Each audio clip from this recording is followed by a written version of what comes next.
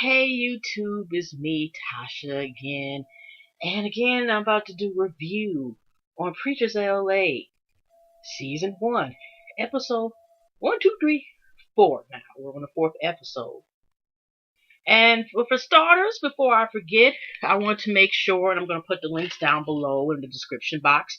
So, after you watch this review, and if you're not already one of my Selby supporters, um, make sure y'all look at the these are some of the YouTubers that I actually also watch that also do reviews on Preachers of L.A. Of course, there's Mike B.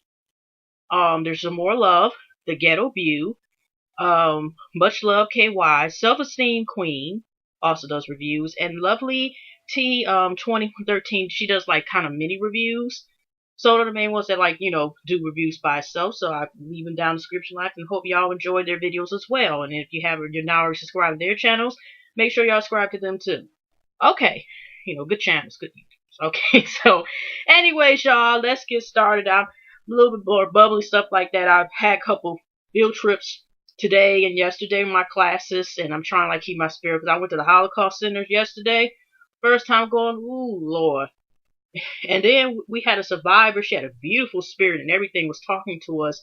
And I'm just saying, it's one of those lifetime things you have to see for yourself. But I'm just saying, going through that center, that one scene, you're seeing what they done to these innocent people. I mean, I go on and on, but I'm just saying, today was kind of a lighter note. If y'all ever been to them 4D funerals, if y'all go to the 4D movie theaters that they got at the zoo, I thought it was just more interaction. It's interaction, all right. Was water coming, they spraying you with water and stuff, and you got scents, potpourri coming, and the chairs vibrating and wind everywhere. I'm just like, Lord Jesus, I'm taking this all in, okay? I'm just saying, the one the kids may like it. We got the experience that day, so it's my last day of zoo with the class. Now, anyways, y'all, let's get this started. Now, the main focus of the episode, of course, Diedrich, which I think he's one of the producers, something like that. But I did notice that he was a little bit more calmer, okay? And I do believe maybe possibly either he realized and looked at a couple of the clips that, maybe he did calm down, or some other his folks told him to calm him down a bit. Or either, he might have got relief of his frustration. Okay. I'm just saying. Yeah, because he seemed a little um open and more cool and not just you ain't gonna tell me about nothing in the Bible. Okay, we all know that. You know how he is. So he just seemed a little bit more, like his frustration has been, removed, and the build up is now. Lord Jesus, let me get started. But y'all know what I'm talking about. Y'all know what I'm talking about. Now, anyways, now we didn't have Mr. Love Love in there. We didn't have Pastor Jay and his wife Christine. We didn't have the sensual and sexual and sanctified. We didn't have Pastor Wayne and his first lady wife, because I don't want to miss the ladies of main up. Our main focus was on this serious issue, and hopefully we can get some updates later on, maybe in the season, or we were able to find about, as Shadows of Self-Esteem Queen says, about Gangsta Gibson, because he showed, I swear, I was thinking at times a confession note that he was strapped then, okay, because when he had this, I know he was a Crip, former Crip, but when he had that red and white plaid, and it just looked like he was back, he was kind of going back down memory lane with the gear he was wearing and stuff, as far as sister. But the whole episode, as far as dealing with him, is his journey to trying to save his sister. Basically, they were giving a call about his sister again. She's been dealing with this drug abuse issue for several years. So, he's going over there, his mom and his other sister. And of course, Lady Gibson that goes over there with them, and they're determined to, they find out where she's staying at, and she's renting some house in some dope house. So, I mean, renting a room at a dope house, pardon me. And, their mission is to try to hopefully get her into a recovery center and finally get the help that she needs. And what I like about, I'm starting to like Gangsta Gibbs, not because, he goes by the word and goes by the law, in other words, being strapped, but it kind of, what I like about him, I'm starting to notice now, is that he went just like with Pastor Janos. Both of them are like, you know how some people go through turbulent times in their life, or a, or so-called quote quote forbidden lifestyle, or went through things we're not supposed to be doing. We're not supposed to be doing drugs. We're not supposed to be doing this. Not, stuff like that. But what he not only has he learned, and he, has redemption, but he was able. He's like this. I learned, but I still teach. You know what I mean? We're meaning that it is that he he has empathy. And he's count with, and that was the whole thing he had with his sister. You know what I mean? Because like I said, there's some people who go through stuff and they sweep it under the rug. Not only would they sweep it up on the rug, pretend like it did not happen. Because we should not supposed to dwell on it, but we're supposed to learn and grow.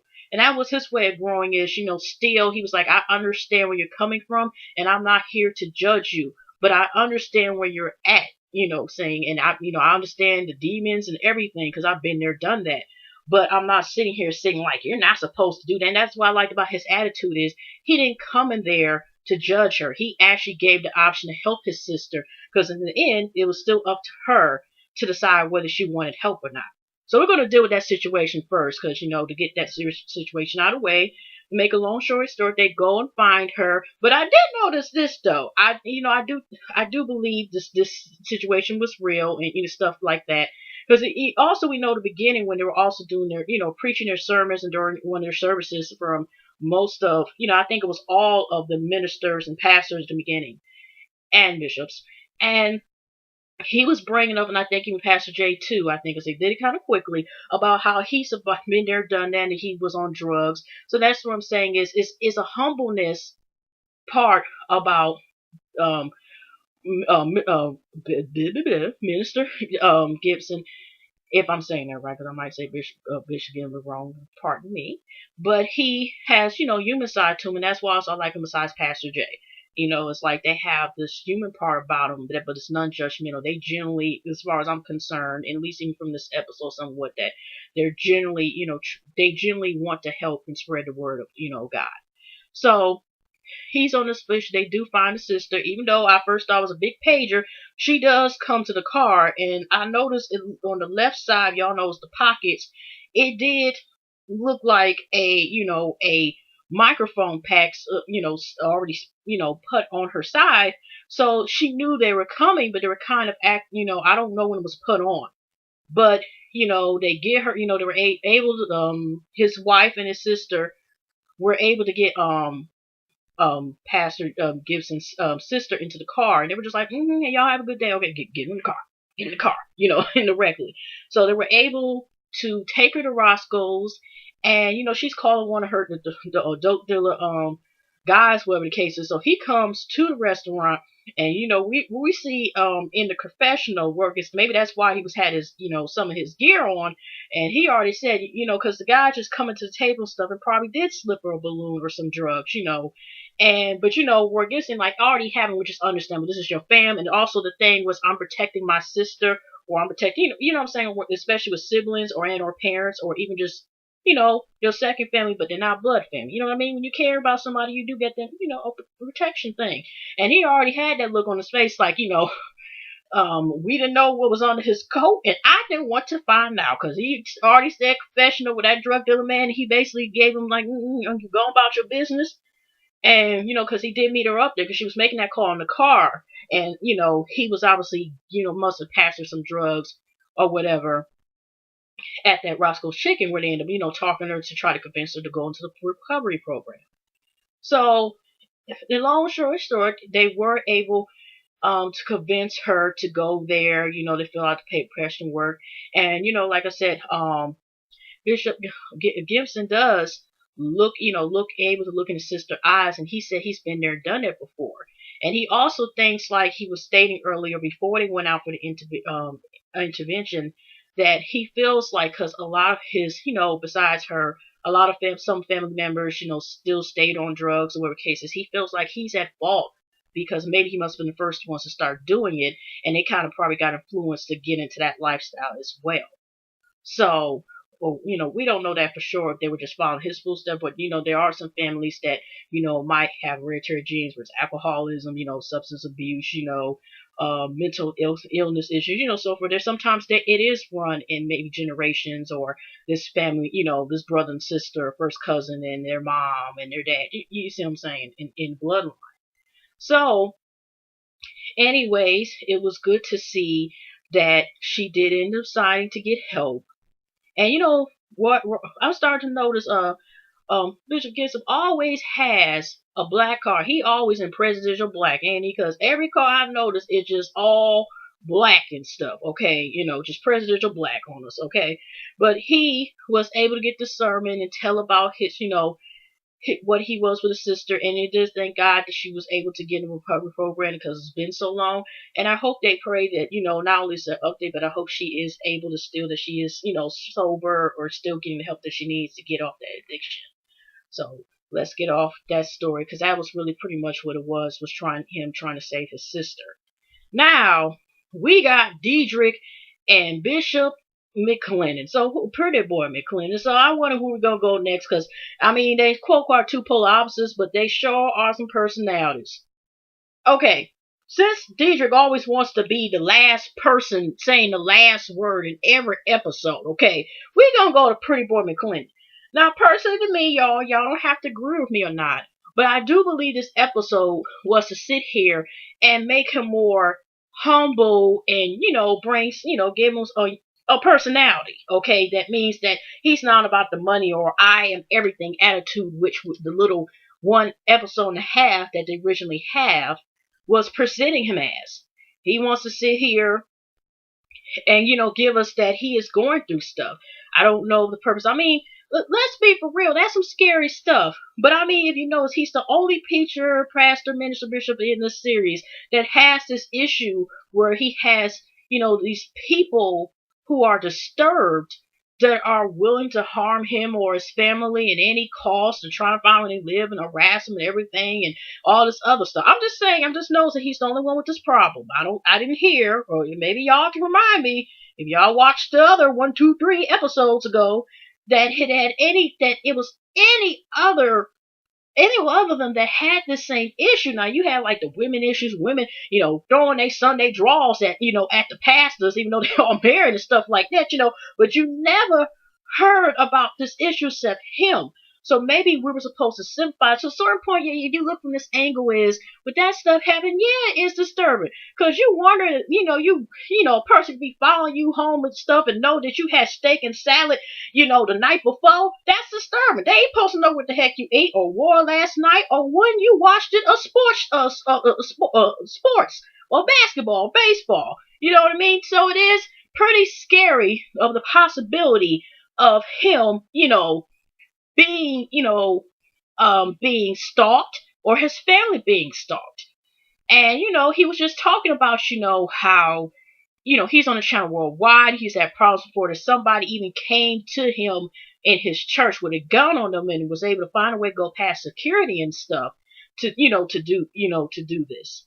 And, well, right in between when they were talking about this issue, now we have, what was his name? Dwayne or something, Watkins or Diedrich, whatever his name was. But if y'all ever went Puff Daddy back like in a couple years ago, maybe 2000, especially 2004, 2005, I think a little bit in that area, but it was like early 2000s.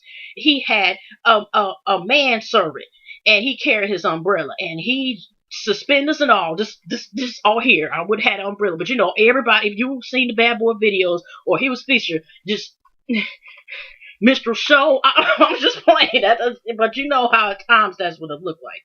Okay, but his Farnsworth, he's now married and he has now a daughter. His first child looks like, and his wife actually has been attending the Clinton's ministry for over 15 years, and actually, Bishop McClendon was the ones who married Mr. and Mrs. Watkins. So then you got this weird scene when they sitting there I don't know what it was about y'all, but they almost are wearing the same thing. And on top of that, the first thing I thought about is they supposed to go on a couple cruise on the Love Boat New Edition. Because that's all I can think about with that jacket and stuff. The only thing I could think about was the Love Boat, okay? I know that's just mean and bizarre, but it was, it was just Captain Love Boat Special. And I thought it was going to be a couple date on the Love Boat. But I'm just saying he was talking to him, and they were talking about the issues about here because of the careers and being having a public type of career that they have to leave their families, and especially with Deidre Watkins, whatever he is recently, I think that's his name, Farnsworth Bentley also. He, is getting used to getting sad that he has to leave his family sometimes, and especially with him just having this new child that's 5 weeks old. How sometimes they have to make sacrifice and they wish they can always stay home with their families and enjoy a personal life, but the life they chose is sometimes they have to leave out periods of times when they don't want to, or a lot where sometimes the road is their home more than the home, their actual, physical home in some cases. So he's talking, of course, to security about it was a recent incident about somebody coming there and way past security or be a certain area and might have had a gun and they had to sway him away and all this stuff. And he was just talking about, y'all supposed to make sure y'all have everything straight and so forth. And so after that scene, when he's talking to his two boys about it. And the one boy, if y'all ever noticed, the one with the guitar, especially when he had the guitar, I don't know why he kind of looked at like either could be in the group T3 or B5. And y'all remember B5 was a group of 5 brothers that Puff Daddy was supposed to have, that was supposed to be next, like, little a boy band group, but they never really went off the charts. And of course, T3, if y'all know about that group, got rid of Michael Jackson's nephews. He kind of looks like a combination to those two. I'm just saying, that's my opinion. But yeah, he was able to talk to them about it, and and here's the little boy. He already was swimming and stuff. And he was like, "Okay, Daddy, okay, can we get some pizza?" Yeah, okay, now that's good. Okay, ain't nobody come at this. Okay, straight. That's all he was worried about. So we're down to, as he calls his own self, sexual chocolate. Okay, Minister Diedrich, and him making me know. Now they actually brought him a little bit in between, back and forth when they were talking about Pastor Gibson and the situation with trying to save his sister from addiction. And he's sitting there because he got a big house, and he's talking to Faye. He's actually talking to Faye, Dominique's mom, and he's picking up his daughter. But did y'all notice, even the baby, because since like he, as soon as he talking about, I got a big house surprise, and here's the little baby talking about, tell her that, tell her, tell her, tell her, tell her, okay? That way, hope I can move in with y'all. Yeah, tell her, I can visit on the weekends. Because she just seemed like as soon as he said about I got a house and stuff, here she started doing dancing and doing dance with her dad. That was cute. She's such a little doll. So he was saying, that he has a house, whatever, but he didn't tell, of course, Dominique that. He ends up picking up a little later on, I guess the next day, whatever, and surprising her with the house. And that's when he comes up with the thing is they still want to have the going to have the wedding, which I think is like a month still later from then. But he wants to get married now. He wants to have his family, and he wants to have the frustration relief on a regular. So she agrees because first she's a little hesitant because she's like she want to make sure that they're not rushing in and being and just do kind of like rushing the decision just because of the circumstances, and how we all know about, a child out of wedlock and he was still actually married when he got with her. So, she had to think of some things. And then she decided, okay, as long as we have the wedding and so forth. And then we go to him, Diedrich, who is letting us know he has Hawaiian rock star swag. Okay. Is going to a custom made tailor suit with his brother. And they're talking about it. He says he's going to get married, have a little quick little elopers marriage first, then get married.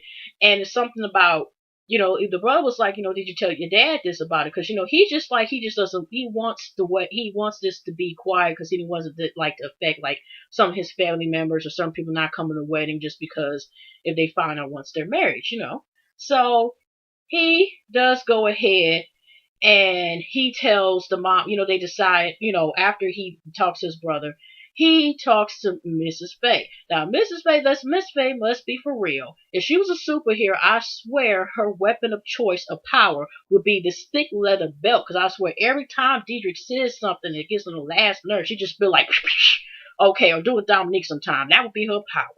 Because when they're talking to her, and he first was showing, Miss Faye the house, and he's talking about, like indirectly, like they're slowly telling her, Dominique about they're about to get married first. So she was like, okay, so y'all make sure as long as y'all is going to get married, and then she can get in this house, because look, I said she was about to with the belt. So they end up informing her the good news that they were going to get married, but they were asking for her blessings and also asking they can get, married by the patio chairs in the backyard. And then when she thought about it, she was just like, wait a minute, I can't really get mad because they are getting married, and that's the important thing that matters. And I think that's what it was, but she still wanted, of course, what the wedding happened. So, to make a long story short, they went ahead and they got, you got Faye as a witness, you got Diedrich's a manager, and there's also some music producer slash a preacher, that can marry them, pastor preacher that can marry them. So they got yarns to tie a bow on each finger because they got the rings, but it's to symbolize that they'll always be bonded together. So they ended up, getting married and stuff, and that was pretty much it there as far as husband and wife, and then they'll just probably have the wedding with a couple episodes later on. But other than that, it was really, like I said, focused on second run. So it wasn't like a lot of stuff have really went on, and as much as the other episodes, but it was enough. But you know what I'm saying, not as far as like, ooh, this. But I'm kind of glad, for episodes like this where they're focused on what they do and what they work. And for once, Minister Diedrich was calm. Yeah, calm. Okay, he was a little nervous and got his got his all green on, everything else ready to go and stuff. But I'm just saying that, I'm just glad he realized that the mom was still there, because when after they made You Kiss the Bride, he kind of was getting almost a little too into it, and I'm just like, oh, okay, don't be grabbing on behind stuff from the mom. I'm just saying. But other than that, y'all, I hope y'all enjoyed this review. Like, comment, subscribe. Favorite too. All right, and y'all take care, and I'll see y'all in the next video. Y'all have a pleasant day, night, or evening.